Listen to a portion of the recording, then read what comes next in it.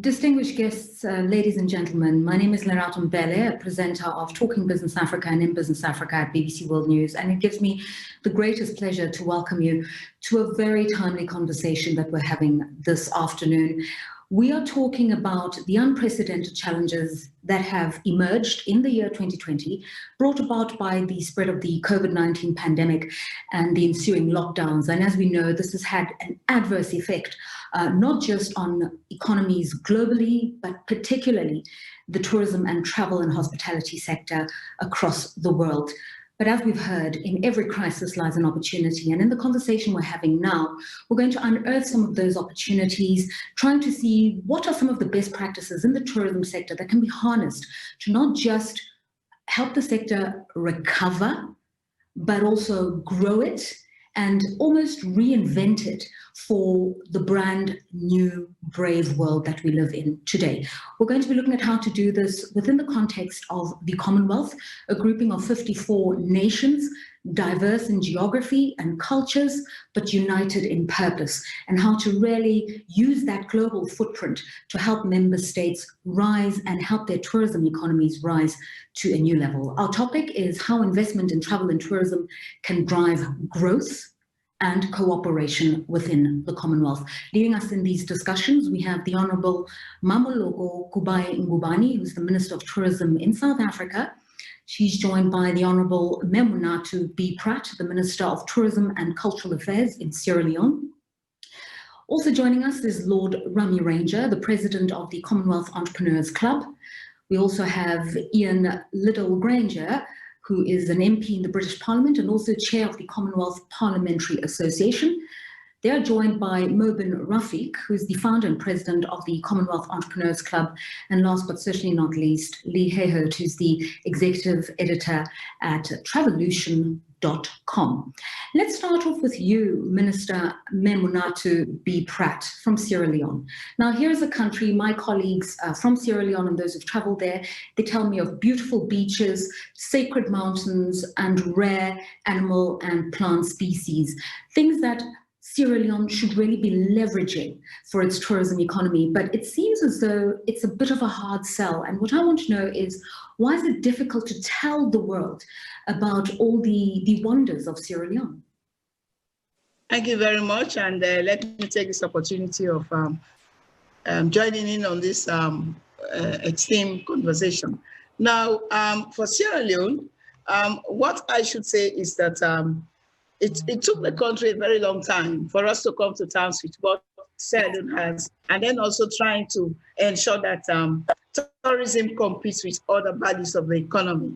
So it's only about 2 years ago when we've got the political will, and then also with the drive by myself and many of my colleagues, that we've been able to bring the conversation to the fore. Wherein tourism has been seen as one of the growth sector in terms of diversifying the economy. So what has happened over the years? There has been very little support, and there has been very little exposure, even by local population, that tourism opportunities for Sierra Leone is huge, and it creates an investment hub for us to be able to ensure that we have more revenues, and then also to ensure that we create the jobs. So it's a question of how generally the tourism sector has been treated in terms of the awareness, in terms of its enormosity, in terms of investment that has not been brought to the fore in terms of the discussions around economic development and economic recovery. And we also need to note that Sierra Leone is a country which is also known for natural resources. So over the decades, a lot of effort has been put into gold, into diamond, into bauxite. So now that we've moved the economy the other way, the green economy, the blue economy, everybody now is now having this realization. So it's a hard sell.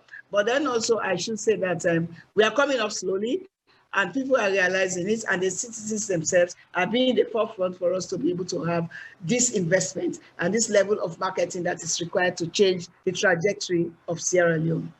Minister Pratt, I'm staying with you here and reminding you of the context in which we find ourselves, 2020 and the spread of the global pandemic, COVID-19.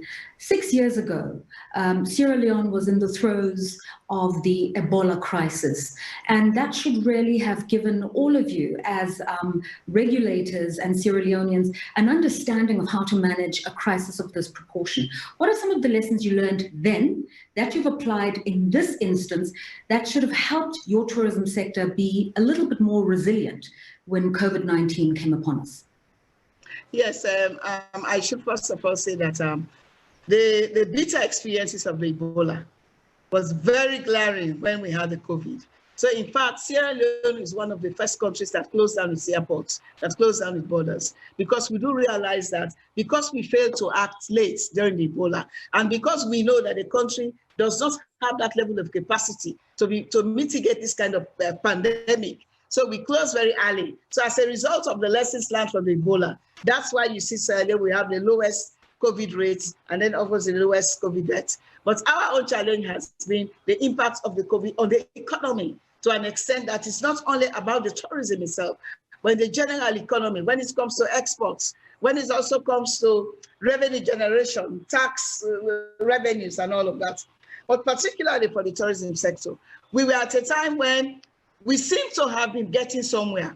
Within 2 years, we have been able to attend quite a number of trade fairs. And of course, just in February of 2020, we hosted one of the biggest rallies, in the world, which was the Budapest Dakar rally, where in Sierra Leone hosted the finish line, where we were able to have over 700 participants from over 80 countries, and we have participated in so much events, and we have had a lot of interest of African Americans to come to Sierra Leone for them to have their passports and everything.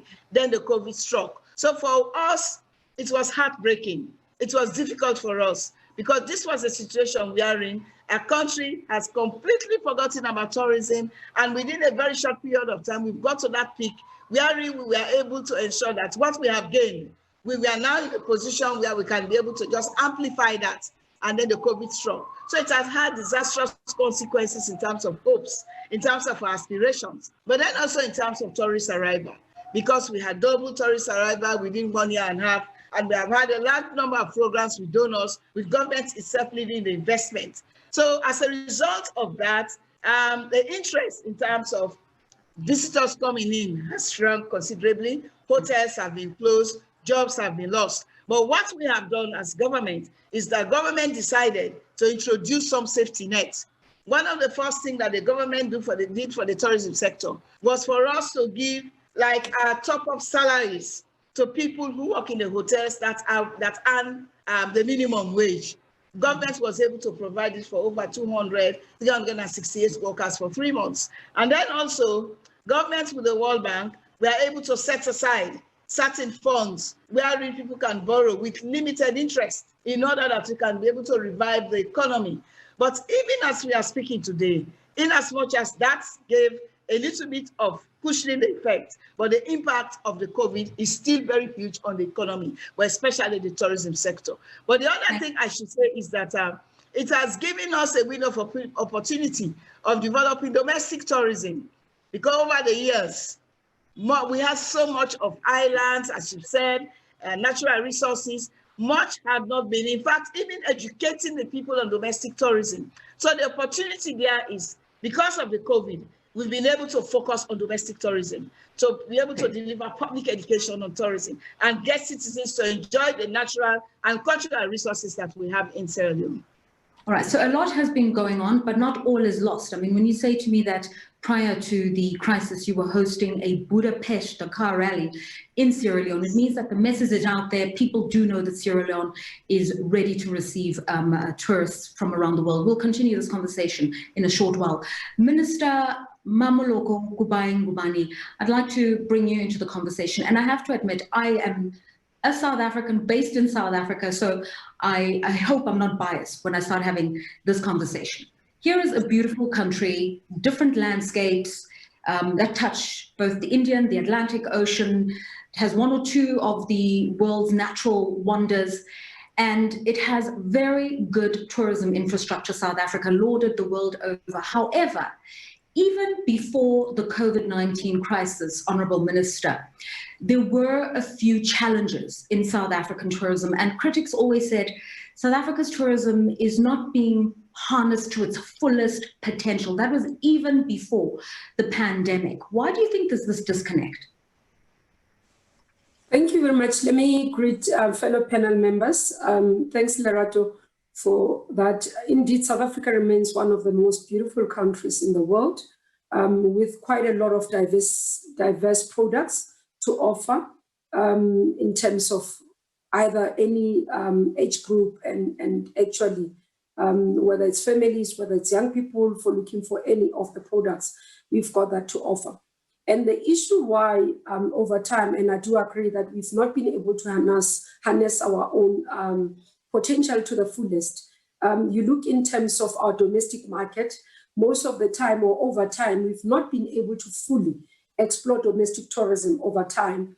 And recently, we've literally turned our focus, and as well, accelerated by COVID-19, we had to do a lot of getting more South Africans to explore South Africa so that we can be able to actually see the value. So domestic tourism, for example, if you look at our statistics, in 2018, we had almost about 2.6 million South Africans who were exploring their country. And we managed to move that to 7.1 in 2019. And we do believe that this year, despite COVID, because the work that we have done in terms of promotion of domestic tourism and the reports that we're getting in our, for example, starting with September after our lockdown, we've seen an increased number. So it's around marketing, it's around being able to position the products very well, to be able to speak to segmented travelers. Similarly, with the international market, we've not been able to enhance a lot of our potential. For example, you'd see that in terms of key source markets, what we have globally, you'd find that we've not been able to target marketing properly, but also speak to those communities and diversify our products. Many people who come to South Africa would know about Table Mountain, they would know about Kruger. And majority of the people, for example, would not know that we have safaris across the country in all the provinces, in the 9 provinces that we have, but they would think that it's only Kruger National Park that has the Big 5. Whereas you can go in any other area to be able to explore. So people would not know that, for example, you can take a cable car, not only in Table Mountain, but take a cable car within Limpopo, which is 1 hour drive from our international airport in Johannesburg, to be able to have dinner on the mountain. So those are some of the issues that we've been able to see as one of the challenges. The other area that has been feedback to us was the issue of crime, that we had to work around the clock with the Minister of Police in the country to be able to put a strategy, safety strategy, that spoke to what has come back as feedback from the travelers who've been in the country and those who are our operators who bring travelers to the country. And with that, we piloted in December, and we were piloting for about 3 months. Unfortunately, COVID came in. But when we look at the response for that, we see that it was positive. The police visibility has become quite something that is important for us. And also we're looking at utilizing technology, for example, issues of drone, robotics, and all that to assist us in improving what has come back as feedback in terms of safety and crime issues that our travelers have raised as a concern. I appreciate that you're being very candid about some of those challenges and not shying away from it.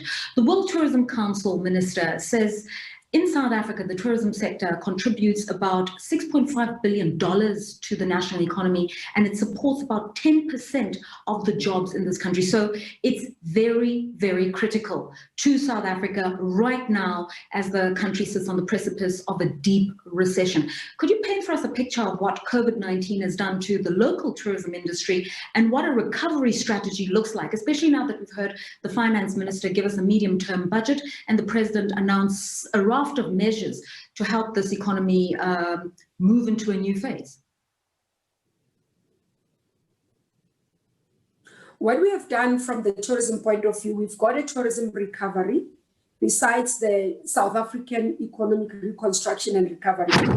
So what we did when the country when we worked as a country on the economic recovery for the all the sectors, we had to do our own our own tourism recovery, consulting with private sector in terms of, firstly, working around the clock to protect the supply side of the market, to ensure that when we recover, we are able to have fully all the establishments that we wanted to have, all the places that people know exist, remaining intact and being available for the travelers to be able to explore. So both the supply side and the demand side, we wanted to make sure. So our tourism recovery focused on firstly, domestic recovery in terms of igniting the domestic market, because we understood that with the lockdown, a lot of people will not be able to move. Secondly, in terms of the international market. So the economic recovery also speaks to tourism is one of the critical areas that has been identified. So support is being done, joint marketing between South African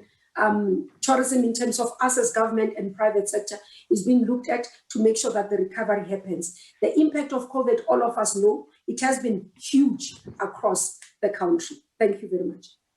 All right, thank you so much for your inputs. I'd like to bring in our business leaders here, Lord Rami Ranger, President of the Commonwealth Entrepreneurs Club, and also Lee Hayhurst, the Executive Editor of Travolution. We've heard what the policymakers have had to say, and for both countries, a big issue has been marketing and visibility and exposure through the crisis, but also prior to what COVID-19 has done. As we think about what a post-COVID world looks like, what would an economic recovery that stimulates growth in the tourism sector need to look like? Lord Rami. Thank you very much for inviting me. Greeting to all the panelists. We at the Commonwealth Entrepreneur Club wish to connect all the businessmen around the Commonwealth countries to build on the historical link we have with one another.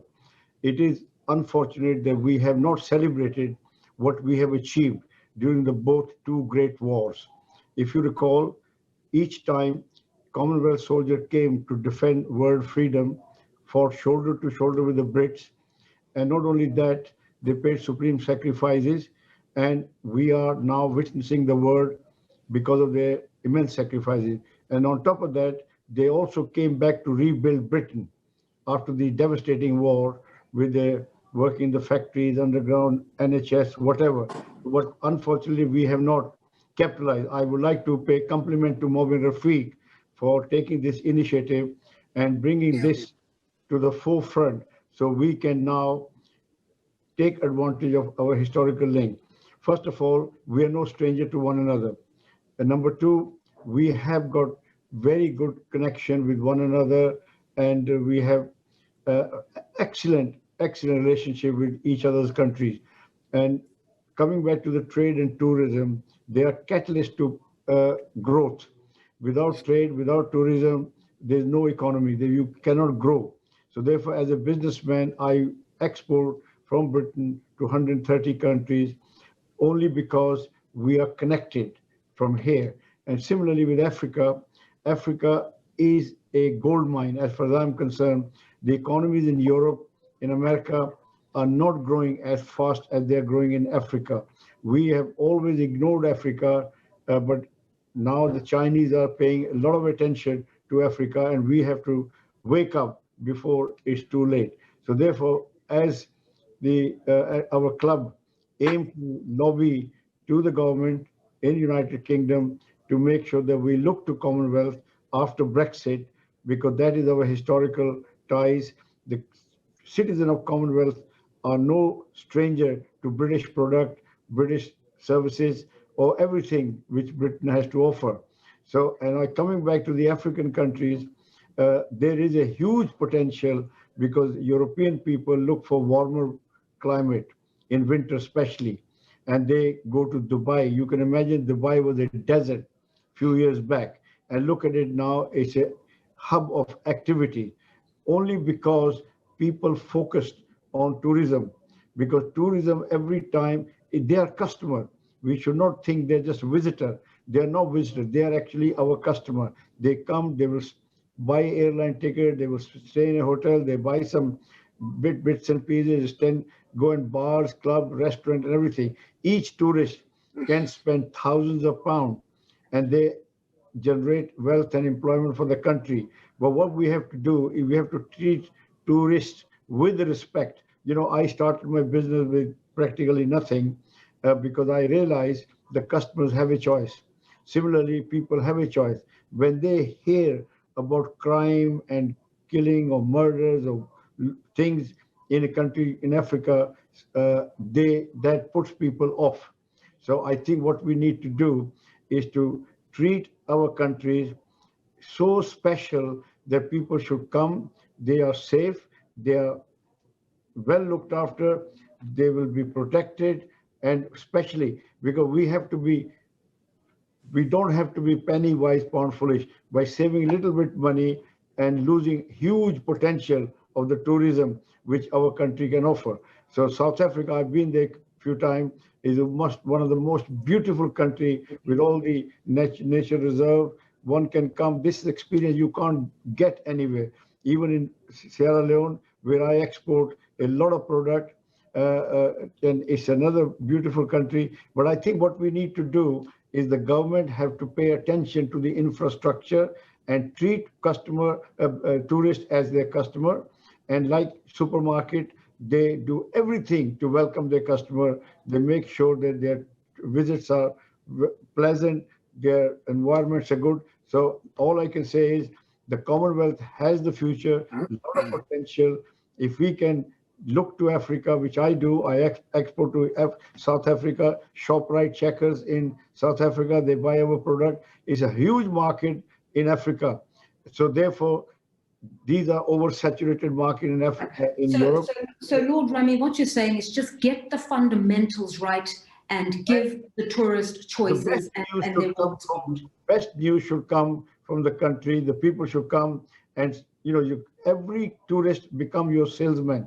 They should come and sell your country to their fellows, friends, or family. I think the future is bright for the Commonwealth. After Brexit, we will be looking to develop more trade with Commonwealth country. But all I request from the representative from South Africa and other countries, just please make sure those who come to your country, they are protected, they're well looked after, and when they go back, they want to come back again.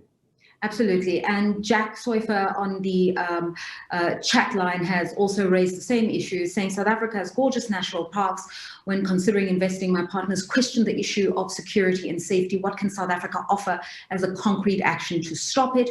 And Minister Kubayi-Ngubane did speak about a raft of measures that they've been piloting around tourism safety. She even mentioned drone airplanes as well. Lee Hayhurst, I'd like you to lead us now in the conversation as to what a tourism economic recovery strategy needs to look like. Because the one thing about COVID-19 is that it's indiscriminate. It's affected multinationals, huge hotel chains and airlines as adversely as it has affected the mom and pop tourist operator as well. And the question is, when investors are looking for yield and opportunity, where do they look? At the big companies, at the small ones? How do you go about getting things right again? Well, I think, it's all about reconnecting, isn't it? And I think that's what travel and tourism is all about. It's connecting to somebody or something that has a meaning to you. So if we're talking about the Commonwealth as we are in this session, there's lots of those countries in the Commonwealth are going to take a long haul flight to get to them. So that's going to take a large business to get you there, because that tends to be the airlines. And once you're there, that'll connect you with the local smaller businesses. And so I think tourism going forward, particularly after COVID-19, needs to rediscover that authenticness. And of course, the reason why you're going somewhere, and if there's a connection to that place, all the better, because the welcome is more understanding and better, and you as a visitor get more out of it. And I want to give just one example, I think, from something I came across when I was a few years back, having been in the industry, and it was an education to me, and it actually got me thinking about the Commonwealth, particularly in the realms of what Lord Rami said to do with Brexit. I went to a trade event put on by St. Lucia for travel agents in the UK, and in the evening there was a black tie gala dinner and awards, and I sat next to the St. Lucian tourism minister, and we got chatting, and it was before the referendum, I think, but it was a big debate at the time. So we were chatting about Brexit. And And he said to me, you know, the St. Lucian people will never forget the fact that when the rules around the European Common Market were being negotiated in 1972, whatever it was before we joined, Britain alone stood up for its Commonwealth partners, including St. Lucia, who at the time were their entire economy was based on the banana trade to the UK. So we had some sort of an exclusive deal. All the bananas that came to the UK came from St. Lucia. They realised during this negotiation that the rules of the European Common Market would mean that they would have to open up to competition from mainland Central America, and therefore, you know, their trade was under threat. And so Britain went into the negotiations and negotiated a 5-year transition period, so that these economies could reactivate and change based on what was going to happen. And what does St. Lucia change to? They changed from farming to tourism. Yeah. So I felt, and that was a complete education to me. And I'm a Brit. I feel as I should know this, but the way he was talking to me about it, I couldn't believe that there's a country, you know, in the Caribbean where the people still remember this kind of very obscure little bit of politics that happened in the 70s. But they remember that and think that, you know, this was really important to them because it really saved the country from economic ruin. And I just think that those kind of connections are really important when people decide maybe where they want to go, particularly as a lot of people in this country will have family ties to those destinations, want to go back to rediscover where they're from and where their heritage and where their culture comes from. So I think there's a real opportunity there to just take COVID and go back. What are the things that bind us and tie us together, and rediscover that a bit. And so the economics will flow from that, because that's what the travel and tourism industry is all about. So back to basics, human connection. So let's talk about those connections within the Commonwealth, made up of 54 nations, from the Caribbean to Asia to the Pacific, Africa, the G7 countries of Britain and Canada as well. Liddell-Grainger, MP in the British Parliament and chair of the Commonwealth Parliamentary Association, as well as you, Sir Mobin Rafiq. Please enter the conversation now. We'll start with you, Ian. And my question really is, how do we recognize the Commonwealth brand? We've heard the name spoken over time, but how do we really leverage that brand in the way in which marketers talk about brand equity, that what the brand represents, what its values are, what it stands for, actually begins to generate tangible revenues, real value that you can see?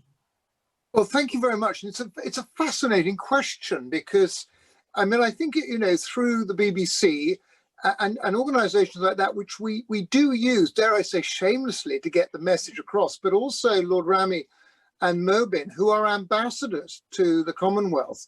We are blessed because you quite rightly say we've 54 countries right around the world. Some are very large, some are very small, but we are one family. We've now got a new Secretary General called Stephen Twigg, who has made enormous inroads already into the way we operate on. Lord Rami's point about Brexit is the right point in the future. And the family is enormously important. When you hear from South Africa and Sierra Leone, it is incumbent on all of us to encourage people to go to South Africa or Sierra Leone or wherever it is in the world, because it is an amazing ability, the Commonwealth, not only to reinvent itself, but to take an issue. We can sit down in a room with lots of tea and coffee, and at the end of it, we come out with a solution. It can be a bit bumpy occasionally, but the brand is a brand of tolerance, it's of diversity, it is of understanding, it is of that sort of feeling of family without it being a family, but also being able to get things done. And when you look at the Entrepreneurs Club under Lord Rami and Mobin, I think it's 50, Mobin will shoot me for this, but I think it's 15,000 entrepreneurs. It is a huge resource. And each branch of the Commonwealth, and I'm just chairman of one of the branches of the 54, work very well together. And we have continuous conferences, which are incredibly interesting to project what is a remarkable organization. And you made the point, somebody made the point about, Sierra Leone going from fruit to tourism. Well, we've got to be able to do both. We all want to go to each other's countries, but we also want each other's products. and it doesn't matter if it's fruit, it doesn't matter if it's textiles, it doesn't matter whatever it is, IT, pharmaceuticals. It's all part of this sort of collective family. And Patricia Scotland, who is our Secretary General, has made, again, huge inroads, and especially in the Caribbean, in encouraging countries which think, well, we can't compete. Yes, we can. We're all together. And if you ask me, to sum up the brand is the ability to make quick decisions of 54 countries from all over the world, united by a common cause. It works, and it works very well. And people like Lord Rami and Mobin exemplify why the Commonwealth matters. Mobin, let's bring you in. And I know your passions are skills development, poverty alleviation. And when we speak about the diversity of the Commonwealth, we do see that some of the world's wealthiest nations are in the Commonwealth, but also some of the world's least developed nations are in the Commonwealth as well. The fact that we're all part of this fraternity called the Commonwealth, the rich, the poor, how can we build on the strengths across the platform so that the richer nations and the entrepreneurs in the richer nations can see the opportunities in some of these least developed nations, and vice versa, and we start having not just cultural exchange, but greater trade, greater investment, and as we're talking about tourism as well, getting people from within the Commonwealth to see the opportunity for themselves to travel within this footprint called the Commonwealth. And in fact, it must be even a priority for them to want to visit a Commonwealth member state. Well, greetings to everyone. Thank you very much, especially to Lord Rami and Ian, especially to be here. The story starts in 78 when I was looking for machinery in Midland. And that was a time that I probably during the 78 to 84, I must have purchased more or less 1,800 machine tools and exported these machinery to my part of the world. So that was a time I was literally bleeding. I just couldn't believe it, why Commonwealth was being ignored. And the most of the people I was dealing with the industry, they all said, well, goodbye to manufacturing. We want to get back into the service industry. So I just couldn't believe it, because in our part of the world, we were actually developing. So my advantage is because during all this time period, I visited around 72 countries. So I can really visualize where we were going wrong. So first of all, I'm very, very happy that at least from January, we start working on a war footing and start talking about going back. And I think we owe an apology to the Commonwealth as well, countries, that we were missed out. So anyhow, it's a good celebration that, because there's so much potential in UK industry. So during the time when I was going around, I cannot tell you, because being from an industrial family, background-wise, so I was born into it. So I could see the industry, the potential, the technology. And I was just thinking that if this technology can be shared with the Commonwealth countries, but that time now, there's a very big difference. Now Commonwealth countries are not that poor. They are now reasonably established. They are not poor. They are good. All they need is basically technology, collaboration, joint ventures. So this is where, when this thing happened, I just realized one thing, that we need to find like-minded people, and we have everything. All we need is conviction and passion. Timing is good. And so this, and going back to the tourism potential, each and every country has its own story. Each and every country has its own potential. You've got Pakistan, you've got India, you've got Bangladesh, you've got Africa. So right now, the advantage which I see right now is everyone is having problems. They all want to think out of the box. So the timing is good. And I think Britain can do quite a lot, because they still have great industrial base, which can really help Commonwealth. So I think the sections where the UK can help, there are so many things like healthcare, you've got social skill development, you've got low-cost housing, you've got public-private partnership. There's so many, they can help in youth development because of the progress. So I think it's a very big question you've asked me. If you can be specific, then I can tell you more about it. Right, so I'm going to be specific, but because of time and in the interest of time, I'm going to ask that every panelist answer this question and answer it as briefly and succinctly as you possibly can. So 30 seconds. We're going to begin with you, Honourable Minister Pratt from Sierra Leone. As we talk about harnessing and building greater cooperation amongst Commonwealth states to the benefit of all Commonwealth economies, the richer, the larger, the smaller, the least developed, how can we use what we call the tourism tools or the cultural tools? And this would be things such as cuisine, music, arts, crafts, textiles, fashion, induce them in areas of the economy that makes it more creative, more colorful, and more exciting for visitors to then want to come and visit a country like Sierra Leone, South Africa, and any other Commonwealth nation. What are some of those creative things that can be done to pair up that part of the economy with the hard, more tangible economic and financial discussions that are taking place at the moment?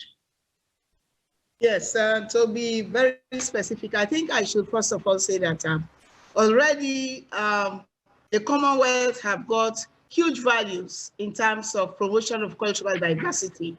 And the Commonwealth itself have got many, many different activities and programs, which if those programs are exploited, then it creates an environment for the exchanges and the sharing of cultural values, which has existed for many, many years. What has happened over the years is that over the past 10 to 15 years, the Commonwealth has not been able to explore that level of diversity and value that it brings to the country when it comes to social values, when it comes to governance, and when it comes to sports, and then many different things. So I think we need to say that there has been some amount of lagging behind in terms of what makes the Commonwealth, that inherently what it has forms the basis for tourism. The second point I would like to say is that there are many areas wherein we can get Commonwealth countries in terms of trying to look at tourism needs and using that as a vector in terms of promoting diversity and good governance. For instance, when you take aspects that has to do with music, that has to do with culture, that has to do with events, that has to do with pageantry, because these are the real areas now that tourism is moving into. So how can Commonwealth come on board and get 54 countries for us to be able to engage in all of these kinds of activities, which in itself can bring revenue and at the same time can create jobs and at the same time creates the cultural diversity. So the point I'm making is that the Commonwealth of Nations itself is embedded with what it takes to promote effective intrinsic tourism.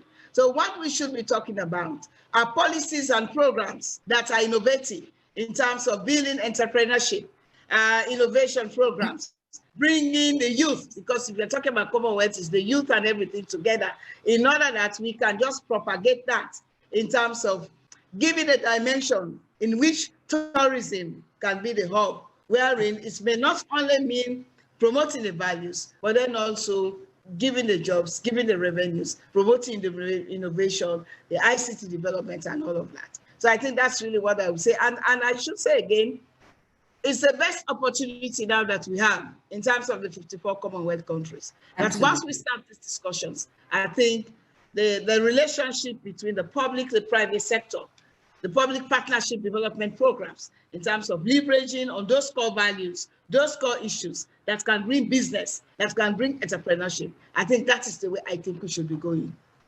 Mmamoloko, Kubayi-Ngubane, culture, tourism, and the economy, how do those elements come together to make members of the Commonwealth aware that South Africa is alive with possibilities, as you say? I think for me, mainly around the economy, I'll come to the cultural side. What we should be able to leverage on is that as Commonwealth countries, we should be able to see opportunities that exist amongst each other in terms of investment, in terms of partnership, and I think Lord Rami spoke about it, that we should be able to leverage and support. There is quite a lot that we can be able to learn from each other in terms of that. For example, you'd find within the Commonwealth that there are countries that has huge opportunities in terms of tourism investment. For example, in the country in South Africa, while we do have quite a lot of opportunities that exist, we do have a pipeline in terms of investment for entrepreneurs that are looking at opportunities within the African continent, within the Commonwealth.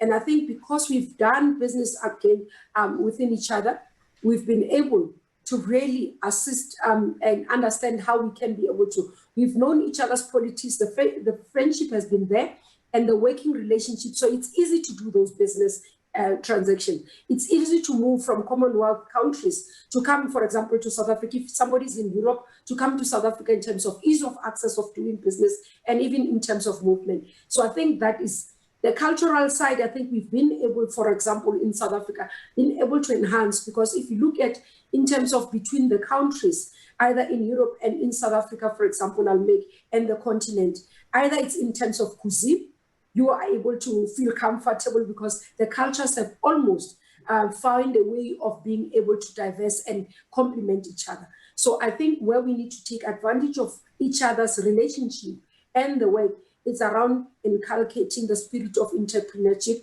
and sharing of opportunities that exist in each country. And that for investment, I think we remain really committed. And this is part of our work as we do recovery for the country. Fantastic. Ian Liddell-Grainger, your views very briefly on the way forward. Well, I'd love to say we could have a Commonwealth tourist information body, and I think we could aspire to that. But I think the most important is that we keep talking. We have a lot of conferences. They are very well, dare I say, officiated by people like yourself and others. But the most important is, and we've heard it from Dr. Pratt and also Minister Kubayi, is that it is the ability to talk. It's the ability to understand each other naturally. You know, if you go to a Commonwealth country, you'll be looked after. It'll always be interesting. And some of our very smallest countries are the most interesting in many ways. Some of the islands in the Pacific are stunning. And I think that's what we got to celebrate. We aren't always good at getting that message out. So we really need each branch, that's UK and everyone else, and people through the entrepreneurs to say, look, go and visit these countries. They're all available. You can find out the information you want because it's easy. And actually, let's just go out there and see each other, which is always the best way. Certainly from our point of view as a British Commonwealth Parliamentary Association, we go and see as many Commonwealth, well, not at the moment, but when we can, as many Commonwealth countries as we possibly can. And members from the House of Lords and the House of Commons always find it invigorating and wonderful. And you can watch travelogues on TV if you can't go. I think there's an opportunity for the Commonwealth to make the case for two key things here, and that is make the case for the Commonwealth, because I think in a post-colonial world we are seeing that being critiqued, and there's a case to be made, and it's a dangerous time potentially because people want to change the narrative around our relationship as a post-colonial country with those countries we have that relationship with. So there's clearly an opportunity to recontrol the narrative there and put the positive case for it. And then I think the other thing is to put the positive case for travel, because equally travel is under threat, because a sustainable future for travel for some people is less travel. And you know, that could be a dangerous thing for a Commonwealth fraternity of nations, where moving around and visiting each other, as Ian said, is really key. So there's an opportunity really to put those two cases for those two key things. This is what this is all about. And you know, I think the Commonwealth's in a great place to do that, but it really has to go out there, that positive message, because there are very strong political movements out there which look to be swimming against that tide. So there's a danger there if that's not done. Interesting point about climate consciousness not necessarily requiring you to stay home. You can still travel. Let's get a view from you, please, Mobin, Rafiq, very briefly. Well, you know, I mean, in tourism, what I have noticed is, frankly, in Commonwealth countries, most of the countries don't have a strong platform for tourism. The reason is because of not having infrastructure, not having enough hotels. But the most difficult thing, which I've seen, and a lot of people in tourism are actually missing the point. And the point is, yeah, we all talk about alleviating poverty. And but how do we alleviate poverty? Because to alleviate poverty, you need to create jobs. And when you need to create jobs, all of a sudden, you need to look into, do we have the skill? So the most important thing, even in tourism, if you really look at it, it's the skill development. So we are all talking about tourism, but I'm telling you seriously, most of the Commonwealth countries, this is something which is really missing out there. Now, when I talk about skill development in tourism, because you see, you go to the rural areas, say even in Pakistan or India, Bangladesh, or even in Africa, in Nigeria and all that, problem. So they're all talking about building hotels there, but they're not talking about that once you have a hotel, you need to have a good bed sheet, you need to have a good tablecloth, you've got to have a good napkins and towels and stuff like that. But how do you, what is the quality? So I want to conclude here that I think where UK can play an important role is into skill development, because it's and in skill development, because see, tourism is big thing, because in tourism there are so many divisions. But I personally feel that without having an institute everywhere where you can educate people on tourism, you can't do without that. So I think I've noticed in a lot of these programs, conferences in tourism, I really realize now is the time that they need to start talking about more skill development, because majority of people in Commonwealth are youngsters. So, okay, Mobin, Rafiq, unfortunately we have to leave it there. Lord Rami, very briefly, literally 30 seconds, what do we do with the skills we have, the culture we have, the footprint we have within the Commonwealth to just create a new world? You know, there are entrepreneurs like me who made business from nothing, yeah, just from a shed. So if you have imagination, vision, and commitment, you can create something out of nothing. That's what the entrepreneurs are. They make something out of nothing. The Commonwealth countries all have their missions all over the world. Those missions can sell their country by inviting people, having little exhibition, showing what the country has to offer. And on top of that, I will request the Commonwealth Secretariat must insist on student exchange. Just imagine if each country sent 10 students to United Kingdom for just to study together with other people, and the people from India, they send students from India go to all over Caribbean, Commonwealth countries. Can you imagine how much understanding will develop with this exchange program? So that is very, very important that we find a way to cooperate, collaborate with one another if we have to move forward. Lord Rami Ranger, thank you so much. Also to Honourable Mmamoloko Kubayi-Ngubane, to the Honourable Memunatu B. Pratt, to Ian Liddell-Grainger, to Lee Hayhurst, and also to Mobin Rafiq, the convener of this conversation. We've run over time, but I hope that for our audience that's been listening in, you've got a sense of what tourism opportunities exist across the various African and also Commonwealth nations, how to harness those relationships and where the investment opportunities lie. My name is Lerato Mbele, I'm from BBC World News, and thank you for your time.